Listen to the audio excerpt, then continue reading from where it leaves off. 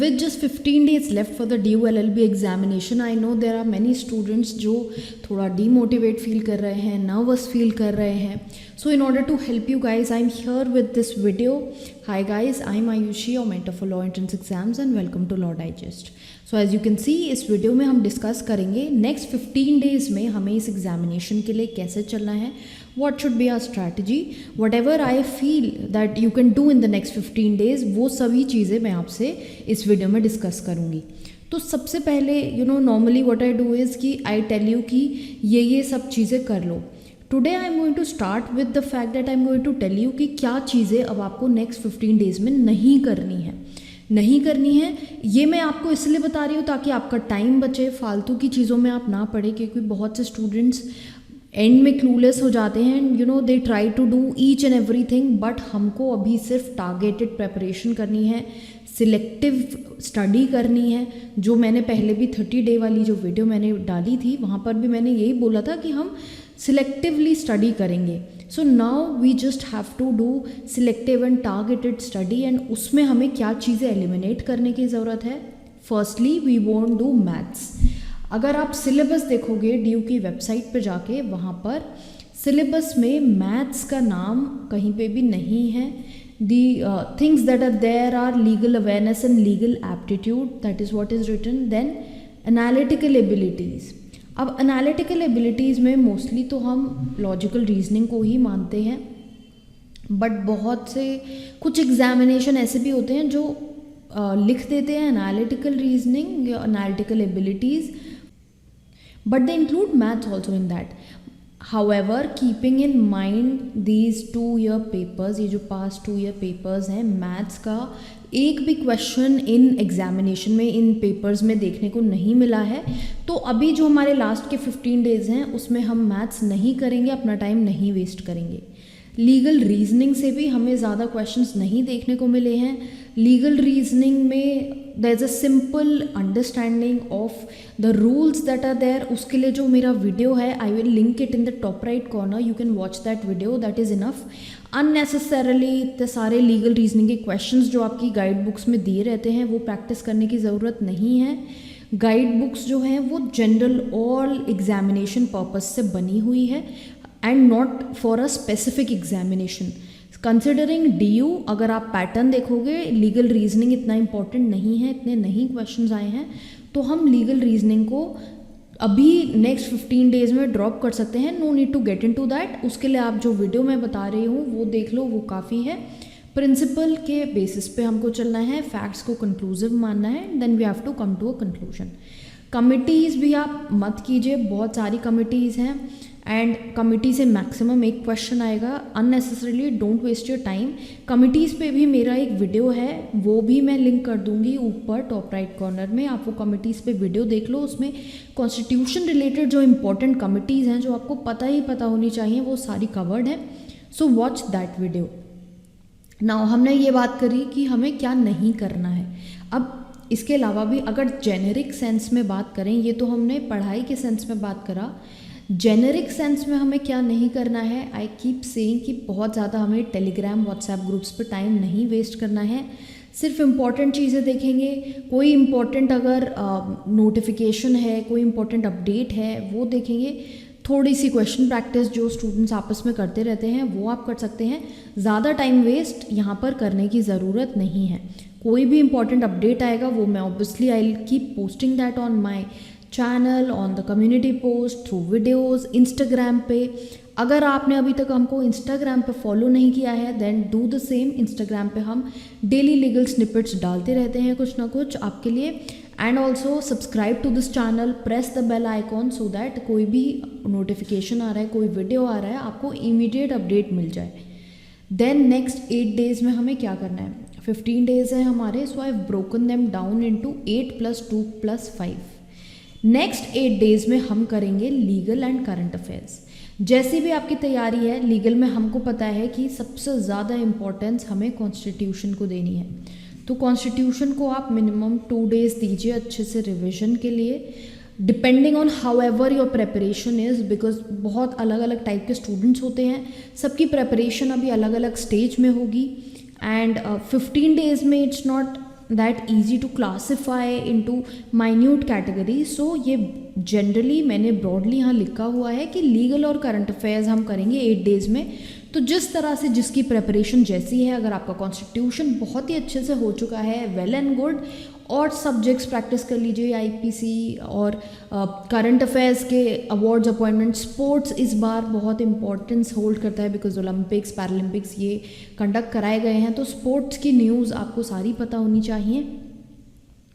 तो इन कैटेगरीज़ में इन चीज़ों पे फोकस कीजिए. जो भी अगर आपका इन एरियाज़ में से रह रहा है टॉपिक, वो सब कर लीजिए. लीगल में क्या टॉपिक्स हैं, मैं फिर से स्क्रीन पे आपको टॉपिक्स फ्लैश हो जाएंगे जो आप वीडियो पॉज करके देख सकते हैं. लीगल में हमारा कॉन्स्टिट्यूशन है, IPC, tort, contract, family law, IPR law, ये हमारे 6 बेसिक लॉज हैं जो हमें करने हैं. इसके अलावा यूनाइटेड नेशंस हमको करना है, यूनाइटेड नेशंस कीजिए. देन करंट अफेयर्स में जो डिफरेंट कैटेगरीज़ है, अवार्ड्स, अपॉइंटमेंट, स्पोर्ट्स, ये सारी कैटेगरीज़, इसके अलावा भी जो कैटेगरीज़ हैं वो हमें करनी है. एंड ये हम 8 डेज़ में करेंगे. देन 2 दिन मैक्सिमम हम देंगे इंग्लिश एंड लॉजिकल रीजनिंग को. इनको अभी अगर आप you sit and start studying and start learning new words, उसका कोई फ़ायदा नहीं होगा. एंड उसका भी प्रोबेबिलिटी बहुत ही ज़्यादा माइन्यूट है कि जो वर्ड आपने पढ़ा है वो एग्ज़ाम में आ जाए एग्जैक्ट वर्ड. तो there is no point in getting into all this. तो इंग्लिश एंड लॉजिकल रीजनिंग के लिए हम बस सिर्फ क्वेश्चंस प्रैक्टिस करेंगे. कोई भी इतनी सारी बुक्स अवेलेबल हैं अपनी, जो भी आप सेल्फ गाइड बुक से भी पढ़ रहे हो, अगर वहाँ से इंग्लिश रीजनिंग के क्वेश्चन प्रैक्टिस करते रहो. The best sources past 10 year papers उठाओ DU के ही, एंड वहीं से इंग्लिश और लॉजिकल रीजनिंग प्रैक्टिस कर लो. इसके लिए पास्ट 10 ईयर पेपर्स अगर आपके पास नहीं है तो ये हमारी वेबसाइट www.lawdigest.in पे अवेलेबल है. वहाँ से जाके आप ये पेपर्स देख सकते हो. इंग्लिश में क्या टॉपिक्स आने हैं वो आपको स्क्रीन पे दिख जाएंगे. लॉजिकल रीजनिंग के टॉपिक्स भी they will flash on the screen. So वो जो टॉपिक्स दिए हुए हैं उसमें से भी ये नहीं है कि आप बहुत सारे क्वेश्चंस करने बैठ जाएंगे. इंग्लिश में अगर आपके मान लीजिए vocabulary, then antonyms, synonyms, fill in the blanks, तो हर एरिया से आप 1-1, 2-2, 3-3 क्वेश्चन, जितना आपके पास टाइम मिल रहा है, जो भी पॉसिबल हो पा रहा है उतने टाइम में, जिसको हम रैंडम सैम्पलिंग कहते हैं, रैंडमली क्वेश्चंस उठाइए एंड रैंडमली जो स्टार्ट प्रैक्टिसिंग हर एक टॉपिक से टू सी कि मतलब जो आपने अभी तक प्रेपरेशन करी है उसमें कोई गड़बड़ तो नहीं है, मुझसे क्वेश्चंस हो रहे हैं. लॉजिकल रीजनिंग में जैसे पजल्स हैं, सीटिंग अरेंजमेंट है, सीरीज़ है, कोडिंग डिकोडिंग है. जैसे सीरीज़ और कोडिंग डिकोडिंग हर साल हमें देखने को मिलते हैं क्वेश्चंस, ये वाले क्वेश्चंस आप प्रैक्टिस कर सकते हैं. And as I said, random sampling कीजिए, पास्ट ईयर पेपर्स उठाइए एंड रैंडमली इन टॉपिक्स को, जो टॉपिक्स आपने स्क्रीन पे देखे उनको कवर कीजिए. कुछ क्वेश्चन करते रहिए. ये नहीं है कि आप 100 क्वेश्चंस एक टॉपिक पे सॉल्व कर रहे हैं. अभी उतना इस सब चीज़ों में घुसने की ज़रूरत नहीं है. उससे ज़्यादा, उससे बेटर आप क्या कर सकते हैं, नेक्स्ट 5 डेज़ में जो हमने 8+2 देखा, बचे हुए 5 डेज़ में हम क्या करेंगे, बचे हुए 5 डेज़ में हम अपनी जनरल प्रैक्टिस करते रहेंगे, पास्ट ईयर पेपर्स प्रैक्टिस करते रहेंगे, सैम्पल पेपर्स प्रैक्टिस करते रहेंगे, फुल लेंथ मॉक टेस्ट जिसको कहते हैं, सारे सेक्शंस जो हमारे हैं हम वो प्रैक्टिस करेंगे. Legal, GK, current, logical, English सभी हम प्रैक्टिस करते रहेंगे. देन क्वेश्चंस करते हुए हम एक्स्ट्रा एरियाज़ का ध्यान रखेंगे. तो जैसे जो भी हमारे पास क्वेश्चन है, फॉर एग्जाम्पल अगर हमसे पूछा है कि preamble was amended through which amendment, and उसमें ऑप्शंस दिए हैं 24th, 42nd, 44th. तो अब आपको आंसर पता है, ठीक है, चलो 42nd अमेंडमेंट से हुआ था एंड इट हैपेंड इन 1976. तो इसके अलावा आप और भी चीज़ें, जो भी आप क्वेश्चन प्रैक्टिस कर रहे हैं, you will try to think in your mind कि अच्छा इससे और रिलेटेड चीज़ें, इससे और रिलेटेड क्वेश्चंस क्या हो सकते हैं. जैसे एक हो गया कौन से ईयर में हुई, then the other one can be कौन से वर्ड्स ऐड करे गए 42nd अमेंडमेंट से, ये आपको पता होनी चाहिए. देन 24th अमेंडमेंट हमने देखा, 24th अमेंडमेंट में क्या आया, 42nd अमेंडमेंट को मिनी कॉन्स्टिट्यूशन भी कहा जाता है। 44th अमेंडमेंट से जैसे हमारा राइट टू प्रॉपर्टी जो है वो रिमूव हो गया। तो ये सारी चीज़ें आप अपने दिमाग में साथ साथ रिवाइज करते रहेंगे। हर एक क्वेश्चन के साथ अगर आप ऐसा करेंगे तो आपका एक क्वेश्चन नहीं, बहुत सारे क्वेश्चन साथ में प्रैक्टिस हो जाएंगे। इसी को हम अच्छे से प्रैक्टिस करना बोलते हैं। देन ऑब्वियसली मॉक्स हमको देने की ज़रूरत है। अगर अभी तक आपको मॉक्स नहीं मिले हैं तो वो भी हमारी वेबसाइट www.lawdigest.in पे अवेलेबल है। वहाँ पर आप जाकर मॉक्स देख सकते हैं। MCQ बंडल भी अवेलेबल है जहाँ पर आपको 600 MCQs मिल जाएंगे from the areas of basic laws and United Nations. Then PYQ series जो मेरी अवेलेबल है यूट्यूब पे, it's available for everybody. Playlist में जाके देख लीजिए PYQ सीरीज़ एंड वहाँ से क्वेश्चन सॉल्व करते रहिए। कॉन्स्टिट्यूशन का तो काफ़ी क्वेश्चंस आपको वहाँ पे मिल जाएंगे। Then revision series, I hope सभी लोगों ने जो इस चैनल को रेगुलरली देखते हैं सब ने रिविजन सीरीज़ देख रखा होगा। किसी ने मिस कर दिया है तो दोबारा देख लें। किसी के पास एक्स्ट्रा टाइम है वो ऑलरेडी देख चुके हैं वो भी दोबारा देख सकते हैं, क्योंकि वहाँ पे I have tried to explain the concepts along with the questions. However not all the concepts have been explain, बस जो इंपॉर्टेंट है उन पे क्वेश्चंस पिक करके कॉन्सेप्ट्स पे उनको एक्सप्लेन किया गया है थ्रू क्वेश्चंस ओनली, ताकि क्वेश्चन के साथ साथ आपका कॉन्सेप्ट भी कवर होता रहे।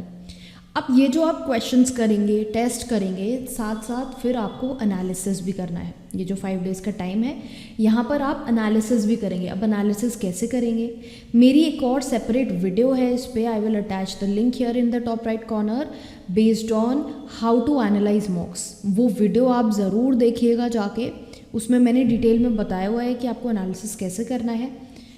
कुछ मैं बातें अभी रिपीट कर देती हूँ आपके लिए कि फ़र्स्ट ऑफ ऑल आपको अपनी जो मिस्टेक्स हैं, जब आप टेस्ट दे रहे हैं जो मिस्टेक आपको दिखती हैं वो आपको नोट डाउन करनी है and you have to work upon them. You have to see कि कौन से एरिया में मेरी ज़्यादा मिस्टेक हो रही है।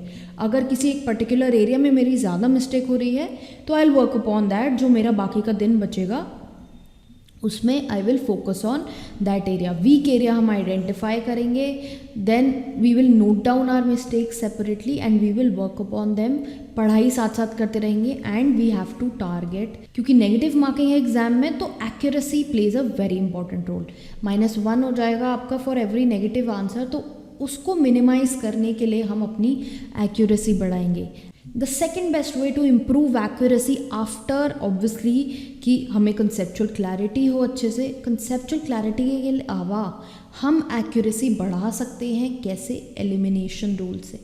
एलिमिनेट करके हम ऑप्शंस को केयरफुली देख के रॉन्ग ऑप्शंस को एलिमिनेट करके हमारी एक्यूरेसी अपने आप बढ़ जाएगी। तो हम उस तरह से नेक्स्ट 5 डेज़ में हम कोशिश करेंगे कि ये जो 5 डेज़ हम दे रहे हैं टेस्ट को उसमें हम एलिमिनेशन रूल लगाएं ताकि हमारी एक्यूरेसी बढ़ जाए, हमें आदत हो जाए एलिमिनेशन की। And when we sit for the D-Day examination हमको एक बेस हमारा प्रिपेयर्ड हो and we are easily able to eliminate the options. So to help you with this analysis and this accuracy, what I'll do is अभी I'll discuss some questions with you, not many, 2-3 questions हम discuss करेंगे and हम देखेंगे कि किस तरह से हमें क्वेश्चन को अप्रोच करना चाहिए ताकि हमारी एक्यूरेसी बढ़ जाए, हम ऑप्शंस को एलिमिनेट कर सकें एंड फाइनल जो भी हम एग्जामिनेशन देने जाएंगे उसमें हमें क्वेश्चंस किस माइंडसेट से अटेम्प्ट करने हैं। Because see concept everybody will study, सब लोग कॉन्सेप्ट वगैरह पढ़ के आएंगे, थोड़ी क्वेश्चन प्रैक्टिस करके आएंगे, बट एडिशनली जो आप औरों से एज पाने के लिए, to have an edge over the others, what you can do is you can try to be accurate. अब उसके लिए देख लेते हैं क्वेश्चन हम यहाँ पे देख रहे हैं, how many times a person can become the president of India. So we know ये क्वेश्चन हमारा कॉन्स्टिट्यूशन से है। अब how many times can a person become president of India, अगर हम कॉन्स्टिट्यूशन को रिवाइज करें, अपने दिमाग में सोचे, प्रेसिडेंट चैप्टर जब हमने पढ़ा था तब हमने वहाँ पर एक चीज़ पढ़ी थी that he is eligible for re election. President is eligible for re election, तो इसका मतलब 1 तो नहीं होगा, he is eligible for re election. Plus उसमें ये भी नहीं लिमिट दी हुई है कि he is eligible for re election twice और थ्राइस, कोई लिमिट प्रिस्क्राइब नहीं है। So we will immediately come to this understanding कि अच्छा इसका आंसर नो लिमिट होगा, option D is the correct answer. बिल्कुल भी जल्दबाजी में सिली मिस्टेक नहीं करनी है, ओवर कॉन्फिडेंस में सिली मिस्टेक नहीं करनी है. We have to think about the question. हम जब एक क्वेश्चन देख रहे हैं, we have to focus only on that question and we have to look at it in 360 degrees and to come to a reasonable answer जो हमारा accurate answer होगा. Next question देख लेते हैं. ये क्वेश्चन इंग्लिश से है. It is not possible for people to dash fill in the blanks everything that they might have thought, felt or done. Now let us look at the options. Last से शुरू करते हैं. It is not possible for people to discuss everything that they might have thought, felt or done. हो सकता है answer हो, but और options देख लेते हैं. It is not possible for people to repeat everything. ये थोड़ा सा मतलब इनकरेक्ट लग रहा है in the sense that repeat to whom. So even though this word में get into this blank, but हम अगर पूरा इस सेंटेंस का अंडरस्टैंडिंग देखें तो थोड़ा सा इनकम्प्लीट है इन द सेंस कि किसको रिपीट करेगा इंसान. Then it is not possible for people to appreciate everything they might have thought, felt or done. सो ये भी हम आंसर में नहीं डालेंगे because nobody would appreciate thoughts. ये थोड़ा सा इरेगुलर टाइप सेंटेंस है कि कोई इंसान अपने थॉट्स को अप्रिशिएट कर रहा है. Although if we get into the philosophy bit of it, तब ये सारे ही ऑप्शंस हम डाल सकते हैं. बट हम यहाँ पर इंग्लिश एज ए लैंग्वेज की बात कर रहे हैं and we have to tell what will be the most appropriate blank here. अगर हम ये देखें, it is not possible for people to remember everything they might have thought, felt or done, तो this makes the most sense out of all. तो यहाँ पर अभी हमने देखा कि कंफ्यूजिंग ऑप्शंस हैं, बट हम कॉन्टेक्स्ट को लेके चल रहे हैं. तो अगर हम यहाँ पर रिमेंबर को डालेंगे तो कॉन्टेक्स्ट बिल्कुल सही बैठेगा कि it is not possible for people to remember everything. हर चीज़ इंसान याद नहीं कर सकता है, ये पॉसिबल नहीं है. ये कॉन्टेक्स्ट ज़्यादा अच्छा बैठ रहा है इस सेंटेंस के लिए, तो रिमेंबर हमारा करेक्ट आंसर होगा. एक लास्ट क्वेश्चन और देख लेते हैं. Which of the following cases relate to the doctrine of basic structure. अब बेसिक स्ट्रक्चर सभी ने पढ़ा है. बेसिक स्ट्रक्चर का मतलब क्या है? बेसिक स्ट्रक्चर का मतलब है कि अमेंडमेंट हो सकता है कॉन्स्टिट्यूशन में, प्रोवाइडेड कि बेसिक स्ट्रक्चर कॉन्स्टिट्यूशन का डिस्ट्रॉय ना हो. अब ये कहाँ से आया था? ये आया था landmark judgement Kesavananda Bharati versus state of Kerala. तो ऑब्वियसली जिन लोगों को आंसर पता है they will definitely go for this, but at the same time in order to be very very accurate, what we can do is हम और options भी देख सकते हैं और देख सकते हैं वो किससे relate करते हैं. सरला मुद्गल का जो केस है, this relates to conversion, that marrying another person by converting to another religion. जब आपकी पहले ऑलरेडी शादी हो चुकी है, you've married a Hindu and then you convert to Islam religion to marry another person who's a Muslim. Then Maneka Gandhi versus union of India passport impounding का केस, जहाँ पर बात करी गई है प्रिंसिपल्स ऑफ नेचुरल जस्टिस की. गोल्डन ट्राइंगल जो हमारा 14/19/21 है, वो इस जजमेंट के थ्रू आया है. Indira Sahni versus union of India, कितना हमने लीगल करंट अफेयर्स में डिस्कस करा है. ये वो जजमेंट है जो रिजर्वेशन की बात करता है एंड बोलता है 50% से ज़्यादा रिजर्वेशन नहीं हो सकता है. ये जो लैंडमार्क जजमेंट्स हैं, इसका मैं ऑलरेडी फ्री कंपेंडियम अपनी वेबसाइट पे in the free material course section में डाल चुकी हूँ. अगर आपने अभी तक देखा नहीं है, आप वो देख सकते हैं. देन यूट्यूब पे भी आप ज़रूर लैंडमार्क जजमेंट्स ऑफ 2021 वाला वीडियो देखें. 20 का भी वीडियो है, वो भी आप देख सकते हैं, ताकि आपको बहुत ज़्यादा डिटेल्स में ना जाना पड़े, खुद से ना ढूंढना पड़े. Everything is handy, it's all right there. सब चीज़ें कवर्ड हैं. जो लोग मॉड्यूल्स में इनरोल्ड हैं हमारे, उनके लिए तो ऑलरेडी कवर्ड है सब कुछ मॉड्यूल में. अभी आपको मॉड्यूल से ही स्टिक रहना है, कहीं बाहर नहीं देखने की ज़रूरत है. Those modules are more than sufficient, सब कुछ उनमें कवर्ड है. Then for all those people who are not enrolled, YouTube पे भी आपको काफ़ी सारी चीज़ें मिल जाएंगी. जैसा कि मैंने पहले भी बोला, revision series, MCQs, PYQ series, most important happenings, legal current affairs, ये सारी प्लेलिस्ट आप चेक कर सकते हैं. एंड ऑल्सो अगर you are looking for mocks then you can visit the website lordhs.in।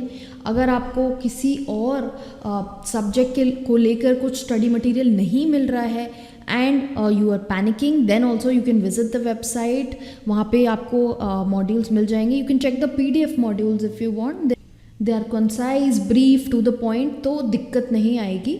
And also those people who have been asking again and again for admit cards अभी नहीं आए हैं, जब आएंगे don't worry, there will be an immediate notification, you will get an update जब admit cards आएंगे। normally admit cards exam से एक वीक पहले आते हैं, तो अभी इतना ज़्यादा डरिए मत, कुछ नहीं मिस आउट होगा। Admit card will be there in your account till the day of your exam, even on the day of your exam you can download it.